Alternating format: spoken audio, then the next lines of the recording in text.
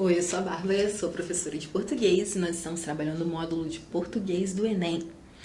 Bom, vamos trabalhar os termos integrantes da oração, vamos entender quais são essas partezinhas, né, importantes que fazem parte aí das orações e que às vezes a gente se depara com esses nomes, né, e não sabe muito bem o que eles são. Vamos compreender melhor quais são essas partes integrantes. Os termos integrantes da oração, né? Certos verbos ou nomes presentes numa oração não possuem sentido completo em si mesmos. Sua significação só se completa com a presença de outros termos, chamados integrantes. Então, bom, a gente já sabe que esses termos integrantes ajudam a complementar o sentido de alguns termos, né, da oração. Então, verbos, nomes, né? Vocês sabem que quando a gente diz nomes, vocês já estão carecas de saber, mas eu vou repetir. Quando a gente fala de nomes, a gente está falando de substantivos ou de adjetivos, né? Então, esses nomezinhos estão relacionados a isso, ok? Então, estão presentes numa oração e não possuem sentido completo em si mesmos, né? Sua significação só se completa com a presença de outros termos, chamados integrantes. São eles: complementos verbais, né? Quais são os complementos verbais? Objeto direto, objeto indireto. Complemento nominal e agente da passiva. Nós já falamos sobre quase todos esses caras aqui, né? De uma forma, obviamente, incluído em outras questões da língua portuguesa. Então, vocês já vão ter alguma familiaridade com eles, exceto aqui o nosso complemento nominal, nós não falamos dele ainda. Vamos lá, complementos verbais. Complementa o sentido de verbos transitivos diretos e transitivos indiretos. São eles: objeto direto é o termo que completa o sentido do verbo transitivo direto, ligando-se a ele sem auxílio necessário da preposição. Então, gente, né, como a gente já estudou, lembra, de verbos transitivos diretos e transitivos indiretos? A gente sabe que o verbo transitivo indireto é aquele que precisa da preposição, necessariamente, né? A preposição, ela faz parte do verbo. Os transitivos diretos, em contrapartida, não precisam. Então, os objetos diretos, né, são os objetos que estão ligados aos verbos transitivos diretos. Então, eles não precisam, eles são introduzidos sem preposição. Vamos ver esse exemplo. Abrir os braços ao vê-lo, né? Quem abre, abre algo. Então, abrir os braços, né? Os braços é objeto direto desse verbo transitivo direto. Objeto direto pode ser constituído por um substantivo ou expressão substantivada. Exemplo: o agricultor cultiva a terra, né? Substantivo. Quem cultiva, cultiva algo, né? A terra aqui, gente, é um substantivo e esse azinho aqui nada mais é do que um artigo. Por quê? Porque todo substantivo tem um artigo, né? Então, esse a não significa que ele é uma preposição. Se tivesse uma preposição aqui, a gente teria a ocorrência do quê? De uma crase, porque a gente teria esse a mais o a da preposição, o que seria igual a uma crase, ok? Mas não é o caso. Unimos o útil ao agradável, né? Então, nós temos aqui, olha, um substantivo ou uma expressão substantivada. Nós temos aqui uma expressão, né? Um útil ao agradável, uma expressão, uma espécie de ditado, vamos dizer assim. Então, unimos o útil ao agradável, ok? O útil aqui é nosso, né? O que está mais próximo, é o nosso objeto, o núcleo do objeto, vamos dizer assim. Tá? Então, quem une uma coisa a outra, né? Então, une o útil ao agradável. Então, olha, o objeto direto pode ser constituído também pelos pronomes oblíquos, o, a, os, as. me, te, se, nos, vos, né? Que são esses pronomes oblíquos que representam os pronomes que representam o objeto direto, tá? Então, espero na minha festa. Ela me ama, né? Quem ama, ama alguém. Quem espera, espera alguém, tá? Não podemos usar o lhe, tá, gente? O lhe é objeto indireto. E nós vamos entender por quê. O objeto direto também pode ser constituído por qualquer pronome substantivo. Por exemplo, o menino que conheci está lá fora, né? Quem conhece, conhece alguém. Esse que conheci, o menino que, esse que retoma o menino, tá? E no caso é o nosso objeto direto. Atenção! Em alguns casos, o objeto direto pode vir acompanhado de preposição facultativa. O que é facultativo? Facultativo é aquilo que você pode usar caso você queira, ou se você não quiser, você não precisa. Como é isso? Tipo um feriado facultativo, sabe? Quando você fala, tal feriado assim de 7 de setembro vai ser facultativo. O que significa isso? Significa que cada prefeitura de cada cidade vai decidir se o dia 7 de setembro vai ser um feriado ou se não, se eles vão colocar o feriado para um outro dia, por exemplo. Ok? Então, a preposição, aquela que está diretamente relacionada a verbo transitivo indireto, né? Vocês lembram? Apenas os verbos transitivos indiretos pedem preposição. Mas essa preposição aqui, ela pode aparecer no objeto direto, logicamente, né? No verbo transitivo direto, porque é ele que gera um objeto indireto, caso, né, você queira. Vamos explicar. Por exemplo, quando o objeto é um substantivo próprio, então você pode colocar a preposição. Por exemplo, adoremos a Deus. Quem adora, adora algo, né? Você poderia colocar aqui, Você poderia colocar aqui. Adoremos Deus, certo? Seria a forma simples de fazer isso. Entretanto, você pode, né, colocar adoremos a Deus. Podemos também colocar a preposição facultativa quando o objeto é representado por um pronome pessoal oblíquo tônico, né? Nós sabemos, o tônico é nós, vós, mim, tu, né? Esses são os pronomes oblíquos tônicos. Então, olha, ofenderam a mim, não a ele, tá?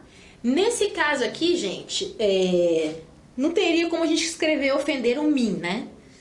Poderia dizer ofenderam-me.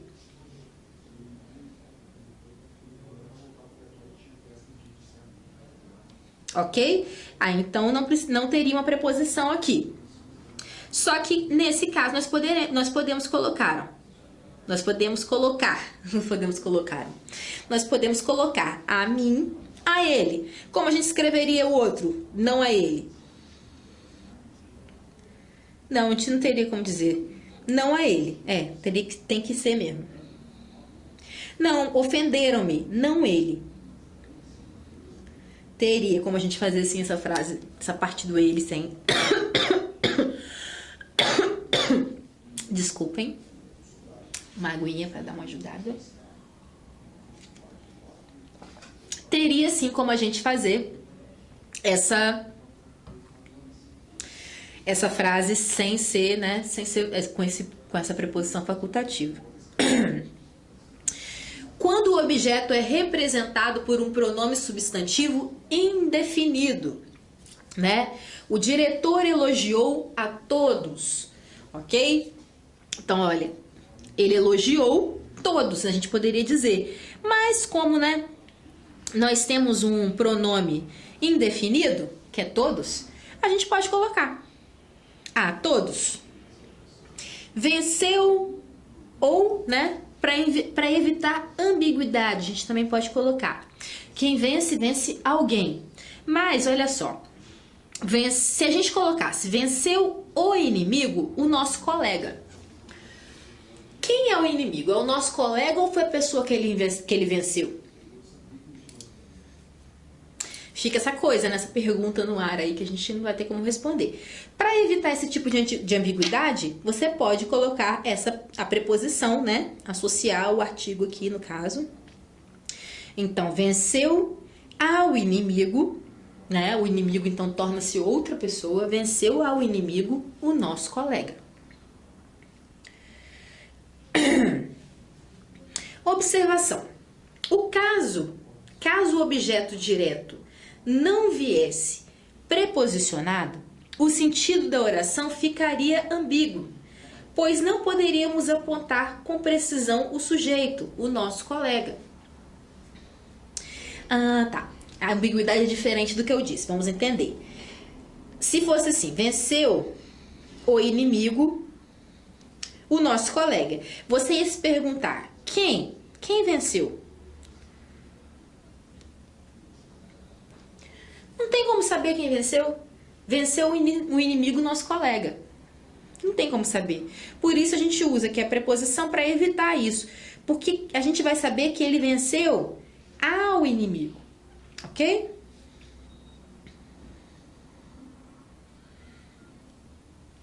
Objeto indireto. O termo que completa o sentido de um verbo transitivo indireto. Vem sempre regido de preposição clara ou subentendida. Atuam como objetos indiretos os pronomes lhe, lhes, me, te, se, nos, vos. Ok? Então, gente, é aquele tipo de objeto que vai estar ligado ao verbo transitivo indireto, né? Ele vai completar o sentido desse verbo. Como os verbos transitivos indiretos necessariamente pedem uma preposição, o objeto indireto vai ter uma preposição. E ela pode ser explícita ou ela pode estar subentendida, ela pode ser elíptica. Por exemplo, não desobedeço a meus pais. A meus pais, objeto indireto.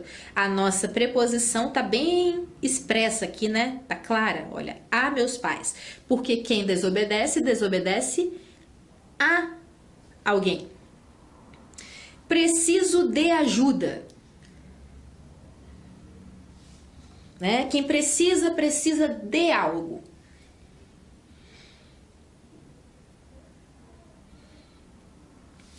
Tá? Preciso de ajuda. Então, aqui nós temos a preposição bem clara aqui também, olha, o de. Enviei-lhe um recado, né? O lhe aqui, gente, nós temos a nossa primeira preposição que está elíptica, porque o lhe significa a ele, né? Ou a ela. E ele subentende, né? Já está subentendida que tem uma preposição ali, ok? Então, o lhe, ele sempre vai dizer a ele, a ela. Muitas vezes, o objeto indireto inicia-se com crase. Aquele, aquela, a, aquilo. Isso ocorre quando o verbo exige a preposição a, que acaba se contraindo com a palavra seguinte. Por exemplo, entregaram à mãe o presente. Eu já cansei de falar isso, vocês estão carecas de saber, mas eu vou, né, fazer esse favor para vocês mais uma vez e falar sobre a nossa amiga crase, super necessária, que todo mundo ainda tem tanto problema com ela, né? Vamos lá. Então, se nós temos aqui um verbo transitivo indireto, ele vai, né, pedir uma preposição. Quem entrega, entrega algo a alguém, né? É transitivo direto e indireto. Tem as duas opções. Então, olha só. Entrega algo a certo? Essa aqui é a preposição. A. E mãe, né, é um substantivo que subentende um artigo feminino, a mãe. O que a gente faz? A gente vai somar. A mais A é um A craseado, ok? Porque a gente não vai colocar A duas vezes, né? Você já viu alguma frase no português que usa dois As, um do lado do outro? Não tem. Não existe dois As soltos, né? Um de preposição e um de artigo. Não. E convencionou-se que para a gente não ter que repetir o A duas vezes, a gente une esses dois As. Ok? A mesma coisa vai acontecer quando a palavra iniciada com A for um pronome demonstrativo, né? Aquele, aquela, aquilo. A gente vai simplesmente colocar a crase nessa palavrinha, né? Aquela, aquilo, aquele, ok? Observações gerais. Pode ocorrer ainda o objeto direto e indireto, né? Nesse caso aqui, ó, entregar é objeto direto e indireto. Pleonástico, aqui já é outra questão, que consiste na retomada do objeto por um pronome pessoal, geralmente com a intenção de colocá-lo em destaque. Vamos lá, pleonástico, né? Alguém lembra o que é isso? Lembra quando seu professor fala assim, pleonasmo, isso é pleonasmo? Tipo, eu vou indo, por exemplo, né? Ah, vou indo. Vou indo é um pleonasmo, porque você só precisa de uma dessas palavras. Uma delas já te dá, né, o sentido de movimento que você precisa. Por exemplo, você poderia dizer, eu vou, ou estou indo, ok? Vou indo, você está usando duas palavras que servem para a mesma coisa, né, de uma maneira redundante, pleonástica. Então, olha só, pode ocorrer ainda o pleonástico, que consiste, né, o uso pleonástico do objeto, que consiste na retomada do objeto por um pronome pessoal, geralmente na intenção de colocá-lo em destaque. Então, quando isso acontecer, é porque a gente quer destacar. Vamos entender. As mulheres, eu as vi na cozinha. Então, olha só. Esse as está se referindo a mulheres. Ele não precisava estar aqui. Eu poderia dizer as mulheres, ou eu poderia dizer eu vi as mulheres na cozinha. Mas o autor dessa frase decidiu dizer as mulheres, vírgula, eu as vi na cozinha, né? E isso é o pleonasmo, porque você está repetindo um pronome que você não precisaria repetir. Mas ele quer dar destaque a mulheres, né? E aí nós temos o objeto direto, porque quem vê, vê algo, né? Eu as vi. Agora, o objeto indireto pleonástico, né? Todas vocês, eu já lhes forneci o pagamento mensal. A todas vocês, né? Então, olha só, a todas e o lhes significam exatamente a mesma coisa, né? A elas, eu já lhes forneci o pagamento mensal. Então, né, quem fornece, fornece algo a alguém, né? Então, objeto indireto. O lhes, né? O objeto indireto pleonástico porque ele está retomando, né? Essa ideia de todas vocês, a todas vocês, eu já lhes forneci o pagamento mensal. Os pronomes oblíquos, o, a, os, as e as variantes lo, lá, los, las, no, na, nos, nas, sempre serão objeto direto. Isso é importante a gente saber, gente, muito importante, tá? E os pronomes lhe e lhes sempre serão objetos indiretos. Então, você não pega lá num verbo transitivo direto e coloca um lhe ali, porque não vai fazer sentido. O lhe, ele pressupõe uma preposição, gente, tá? O lhe é a você, a ele, a ela. ele já pressupõe essa preposição. Então, a gente só pode usar como objeto indireto. Exemplo. Eu a encontrei no quarto. Quem encontra algo, né? Eu a encontrei. Esse azinho aqui tá se referindo a quem? A ela, né? Agora, eu lhe pagarei um sorvete. Esse lhe aqui tá referindo a você. Eu pagarei um sorvete a você, tá? Eu encontrei ela no quarto. Só que nesses casos a gente substituiu pelos pronomes oblíquos, né? Eu a encontrei no quarto, eu lhe pagarei um sorvete. Os pronomes oblíquos me, te, se, nos, vos podem ser objeto direto ou indireto. Então, esses aqui, especificamente, podem ser usados nos dois casos. Vamos compreender. Para determinar sua função sintática, podemos substituir esses pronomes por um substantivo. Se o uso da preposição for obrigatório, então se trata de objeto direto. Caso contrário, de objeto indireto. Então, se você tiver dúvida, você viu um desses pronomes. Ih, meu Deus, será que isso é um verbo transitivo direto? Será que isso é um verbo transitivo indireto? Esse pronome aqui se refere a um objeto direto ou indireto? Como é que você vai saber isso? Substitui por um substantivo. Vamos ver. Ó, Roberto me viu na escola. Substituindo o me por um substantivo qualquer, amigo, por exemplo. Pense, Roberto viu o amigo na escola, né? Viu o amigo na escola não tem preposição, logo, o amigo é objeto direto. Veja que a preposição não foi usada, portanto, me é objeto direto. Outro exemplo.